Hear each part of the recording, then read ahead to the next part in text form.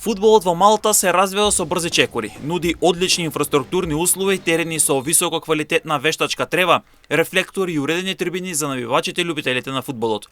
Штипскиот стратег Емил Грнев, кој е шеф на стручен штаб на фудбалски клуб Санта Луција, клуб кој што се надпреварува во втората лига на Малта и има за амбиции да ги напаѓа позициите кои што водат во прва лига, гостуваше во спортскиот магазин Трибина на М-нет телевизија, каде една од темите беше и условите, односно инфраструктурата која ја нуди Малта за фудбалските клубови. Федерацијата на Малта е таа која ги организира сите надпревари, а на клубовите им е задача само да се појават во точно предвидениот термин за одигрување на надпреварите.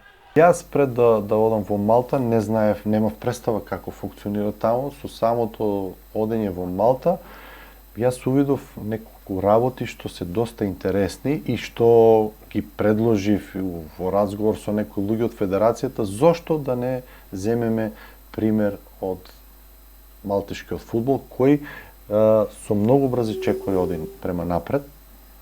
Ако пред 5-6 години, 10 години е било малтешката лига аматерска, во случајот сега веќе не е така. Кога отидов таму, федерацијата си ги организира сите надпревари. Надпреварите се играат на висококвалитетна вештачка трева, се игра на 2 до 3 терени и федерацијата си го целото тоа се организира. Наше, на клубовите, да се качиме во автобус со опремата, да се симнеме на стадион, се да не биде организирано, само да излеземе и да го одиграме надпревар. Грнев дополнува дека секој клуб си има свој терен за тренинзи, а повеќето надпревари се играат и во вечерен термин бидејќи температурите во Малта се доста високи.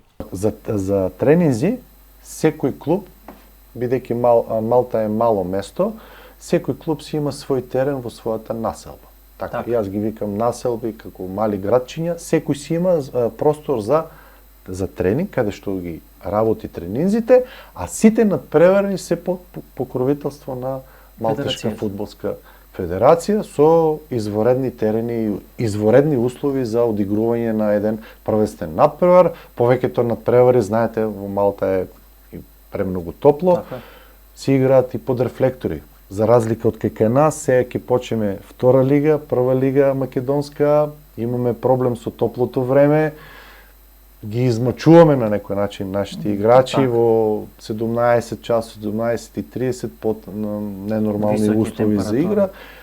За разлика од таму, тоа не станува таму збор, дали ќе имаме рефлектори или нема. Кај нас као доаѓа некој ексклузивно, ставивме рефлектори, вамо ставивме. За мене тоа треба да биде една нормална работа, секојдневие, каде што ќе се играат надпревари. Во разговор со неколку пријатели што играат веќе во аматерски лиги, 4-5 лига Швајцарија, рефлекторите се нормална работа. Според Грнев, фудбалот во Малта се развива брзо, нуди одлични услови за игра и тренинзи, а тој во фудбалскиот клуб Санта Луција работи заедно со штипинецот Борче Постолов, кој е негов прв асистент во стручниот штаб.